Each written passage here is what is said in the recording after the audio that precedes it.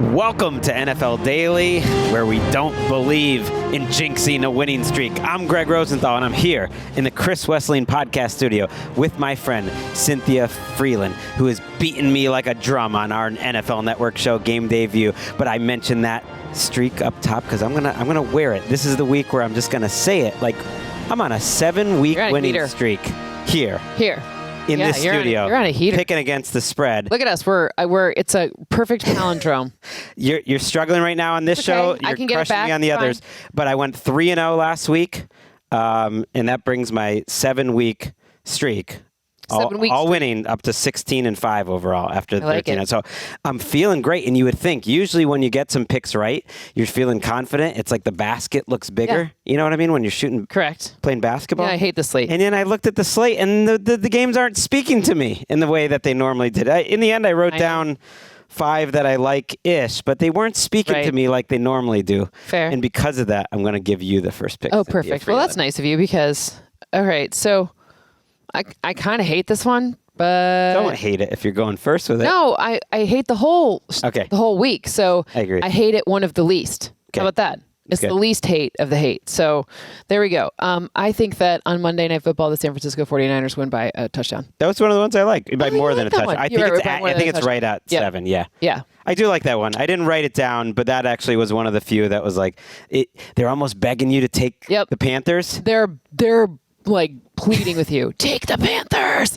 But no. It's I think that's one. The only reason I feel good about, number one, the Niners are at home. That always helps, with some, whatever. Carolina has baffling stats. Sometimes they're great. Mm-hmm. Sometimes they're not great. But the thing that I really was interested most in was how Bryce Young was so effective. Like what were the conditions under which he operated, and can the Niners get rid of those conditions? Like, can they stop those conditions? And the thing that the Niners are very good at, even without Fred Warner, is stopping runs when opposing offenses use 11 personnel. So Carolina, they've been really effective rushing out of 11 personnel. So 3 wide receiver sets. That's where Rico Dowdle has like 6 yards per carry, like some crazy number.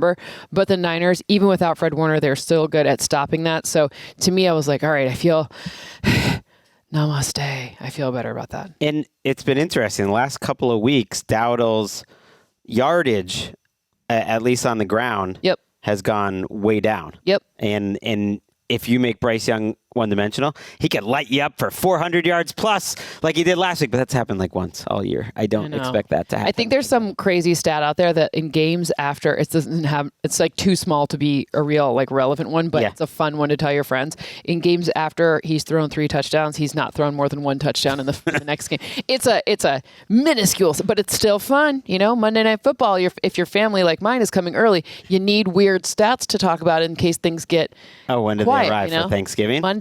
Yeah. Okay, same. I will be picking my parents up at the airport right as the game starts. Which is tricky because we go live on YouTube after the game. So I will have to have that game up, be listening on the radio. I have a list of there's like Uber and my parents are in their 80s. I just feel like I got a driver for you. I got a guy he's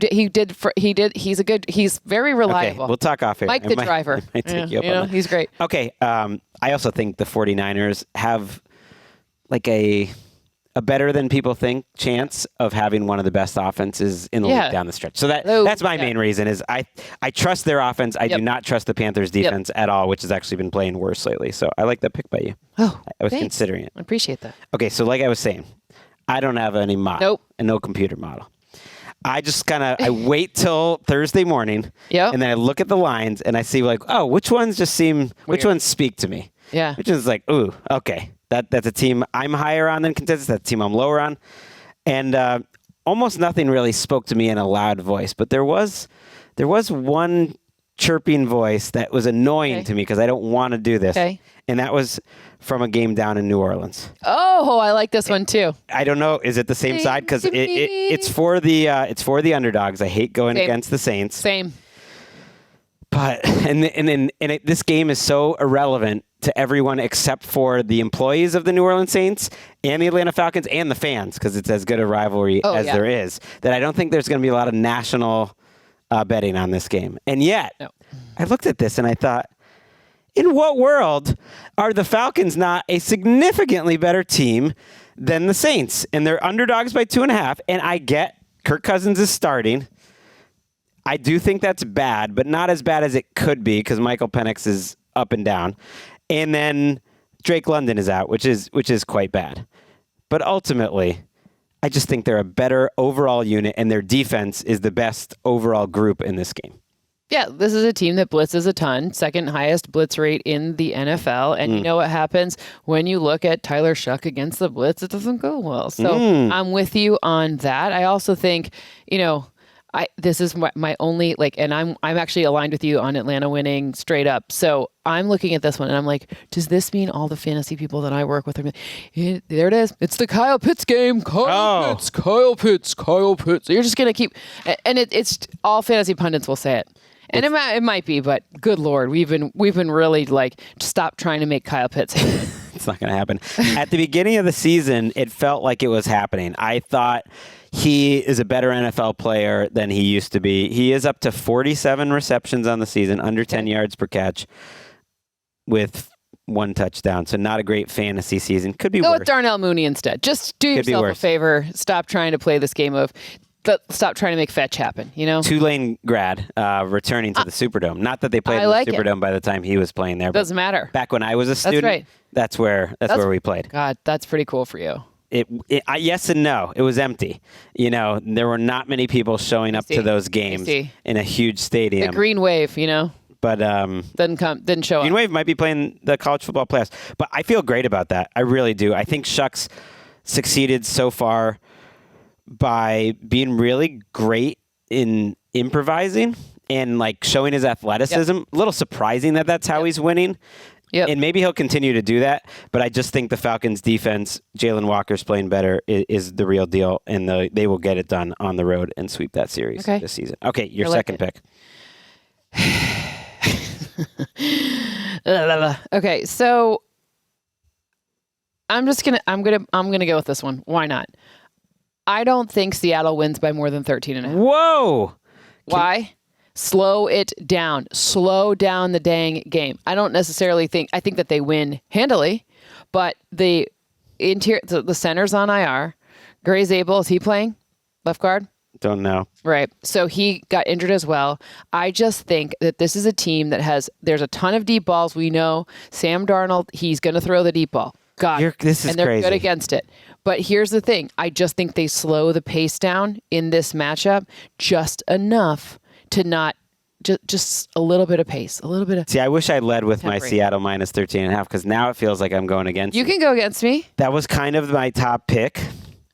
And it wasn't much more complicated than this is the best defense in the league, I believe, by a decent amount. Efficiency-wise, DVOA would support that. It is the worst team in the league, I think, if I had to choose one. Agreed. Maybe the worst offense in the league. And they've shown that they can win games, going away. They've had some blowouts. I'm not saying that this I like year, it. And they're a wagon. Can I talk you off of it or no? I mean, that was the one that was actually my number one pick. I don't know why I started talking about the Falcons. I'd rather be more fun and cheer for fun. So let's go. I'll go with you on this side because who cares what that's like? I don't know. I'd rather root for more than less in this situation. Wait, so you're getting off? I'll flip him. You're flipping the whole pick. No, that's crazy. To more than 13.5. Yeah. So now you're on the Seattle side, right? We'll flip it. Well, just because I just wanted you to get off it because I felt bad about it. But you know what? I'm going to get off it now. You stay with yours. All right, I'll stay with it. But no, crazy. You can be on it too. It's totally fine. Okay. I'm going to go. Man, these games this week are crazy. I'm going to go with Cleveland plus 3.5. That was another one that spoke to me. I know Shadur Sanders is starting. That adds an element of craziness to all the coverage. And it adds a little bit of uncertainty to what happens in the game. Is there a chance he's significantly worse than Dylan Gabriel? I guess so. But Dylan Gabriel was performing about at a 31st, 32nd quarterback in the league level. Shadur Sanders is going to have an entire week to prepare. They're going to make the game plan around Quinshon Judkins, and it's a favorable matchup overall against the Raiders. And Are you going against your guy Geno? I mean, you're abandoning Geno at the holidays? Yes. Oh, it's about to be Thanksgiving, and he could still win the game. I'd be fine. I'd be fine if he won. Yeah. And the Browns covered 3.5, but the hook got me here. I believe in this defense. I watch this defense every week, and I'm so impressed how freaking hard they play. They're a good defense. They just gave Alex Wright a contract extension. It's a relatively unknown defensive end who got $33 million, who was on the other side of Myles Garrett. It's not just Myles Garrett. No. He's incredible. Schwessinger's incredible. The secondary's got some players. But it's good. It is tough. Carson Schwessinger. It's by far that was good. The best thing in this game is the Browns in their defense. I couldn't agree more, but there's another side of me that's like, okay, everything is going just awry for your car breaks down. It's Geno Smith's fault. Yes. These are the types of moments where Geno kind of gets his muster. And here's the one stat I can point to for why I only think it's by 2 points. So I'm on the same side as you. Okay, good. But ultimately, I do think the Raiders can pull this one out because Geno against man, which the Browns play the most man, he's only had 2 of his 13 interceptions against man. Not bad, right? Much better than the zone situation where there's been 11. Okay. But I think this is where there maybe isn't a ton of an identity for this Raiders offense. Like, when you think of Raiders offense, other than like the players' names, what do you think of them doing? It's hard to know, right? Failing. That's what I think of. It's tough to watch. That team was lifeless the other night. They made the Dallas Cowboys defense look like the old doomsday Dallas defense of the Tom Landry era for our older listeners. Not that I was old enough to watch that defense. I was about to say, yeah. You watch the black and white film. I'm just saying I'm a student of history. They had color back in the 70s. They made them look incredible. They're totally lifeless. Both these teams are, frankly. But here's a stat that you won't find in your model. Kevin Stefanski is 1-0 in the loser of this game might get fired bowl games this year, beating Mike McDaniel and the Dolphins. Now, McDaniel didn't get fired in the end, but the Browns came through with a 31-6 victory in that game where I kind of feel like maybe the loser of this game is in trouble either way. I think they're both in trouble. I think they're both in deep trouble. It's just a matter of when. But yeah, 3.5 points is a lot to give the Las Vegas Raiders in the year 2025. So I feel totally kosher with that as my second pick. I'm aligned with you on that. Okay, your third pick. Okay. Woof. All right. Do I have to pick Green Bay? Sure, that's fine. Just feels like a better Green Bay against Minnesota. I don't love divisional matchups because weird things happen, blah, blah, blah. But it's a tasty little number. 6.5? Yeah. Just means a touchdown. And I think I don't care who is the running back in this one. You can run on the Vikings big time. You can run big time. And Jordan Love, good against the blitz. And I don't know what happens to J.J. McCarthy. Like, I love splits that are like during the time that it's scripted, he's good. And then the rest of the game, he's not so good. So I think I'll go. But in 2-minute situations when they need a touchdown at the end of the game, he's been pretty good. I know, that's how you bust that's how you bust the spread, but whatever. I just don't think in this match. I just think that talk about a unit that is severely, like, very much better than the rest. It's, to me, the Packers defense big time is the best unit in this whole thing. I agree with you there, and I think they're coming on, and I think the Packers, look, these two opponents are somewhat familiar. I think that helps in these Brian Flores matchups. Sure. Yes. For the most part, their defense hasn't been as good overall in these division games. Certainly not against the Lions, but the Packers, Vikings, they've been up and down. The Lions. I know, but I'm just saying, like, over the course of the B-Flow history and all. I love the way Jordan Love played last week. Ultimately, this Vikings season feels like, you can't measure this in your model, but just the vibes are horrible. Vibes are way bad. It's a lot of pressure. It is going down, and I'm with you on that one. 9 needs to muster up the strength of the universe. I'm torn here because I really do like that Seattle minus 13. Get on it with me. Come on, let's go together. But you were on the other side. You can't just flip sides. I flipped sides. That's weird. Basically to be with you. That's weird. No, it's not, because I'd rather root for fun. Okay, and fun being the two of us just looking for a big fat blowout on Sunday. Yeah, we want to win. Instead of just hoping that Cam Ward covers the spread. Boring. That's not fun. Okay, we want to be fun. Okay, I choose fun every time. Officially, that will be my third pick. So my picks are Atlanta plus 2.5. Yep. Cleveland plus 3.5. And then the Seahawks minus 13. What a sexy slate we just picked there. I know. And you had the Packers as your pick. And the Packers, the Niners. And you were starting out with the Niners covering the 7, and you're with me on the Seahawks. Yeah. Just one more thing on the Seahawks, and I'm going to throw out an extra pick for this one too. I love it. There is something to me about not just the best team in the league, but the best team in the league coming off a loss. Ooh, I like it. I just think this time of the year, every game is so important, but it really does feel like good teams respond to losses. I don't think this is a game that they are going to take lightly. And I just really, they are probably I know they're behind in the division, but I don't care. I'm with you. I think they might win the Super Bowl. I think they would be my pick right now. Can I tell you, there's a team we missed then, based on your theory. Okay. A good team coming off a loss. I'm not going to pick them because I never pick my team, ever. Yeah. I can't do it. But I think that those frisky little kitties. Okay. I think that's I understand that maybe Jackson Dart plays, blah, blah, blah. You got the Looks like he will, yeah. Okay. I don't care. I don't really either. I'm on that. Can you run? I'm on that side too. Yes. I will always pick on the Giants defense in the run game until they stop it. I'm literally, they do my homework for me every week.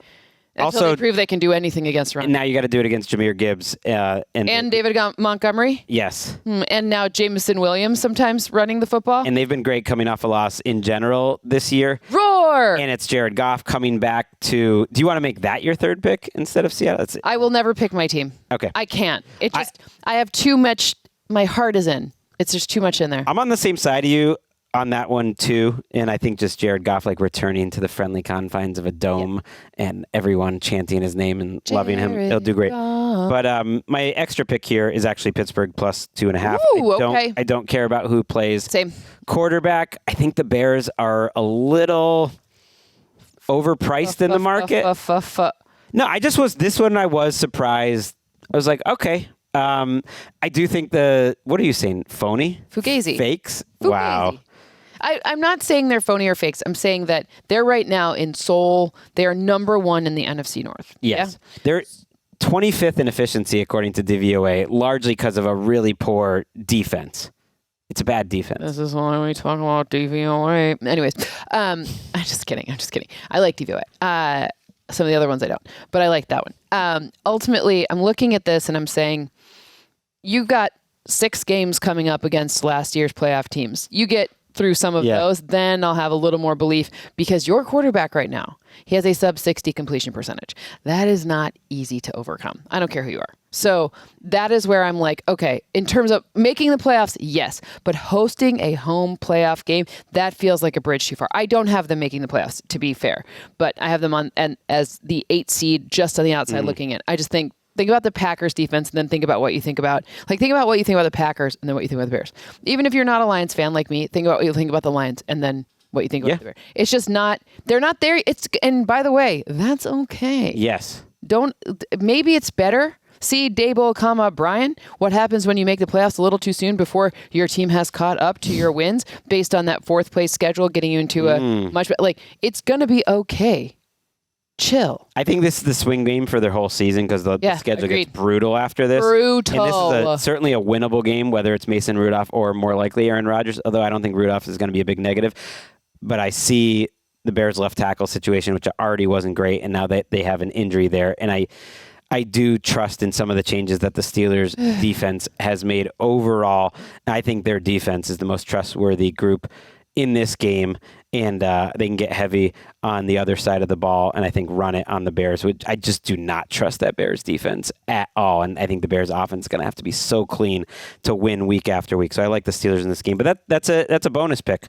My 3 will be the Falcons, the Browns, and the Seahawks.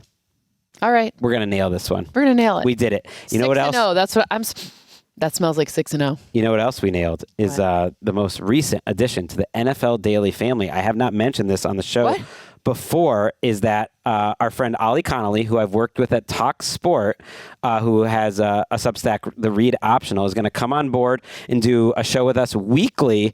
And we're going to start doing it on Saturdays. It says in the title, NFL Daily. I'm adding more shows to the mix, Cynthia.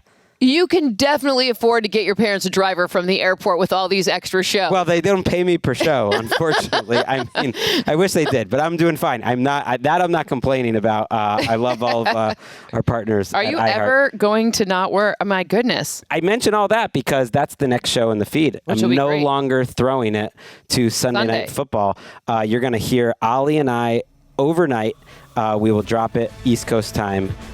Into the feed, and we're what time East Coast time, so I can be ready? It'll be up by the time you wake up. Here okay, so like Coast. Really You're late. Good. Okay, You're good. Got it. And that'll be up on Saturdays moving forward. So really looking forward to that. Until then, we're both going 3-0 this week. We're both going 3-0.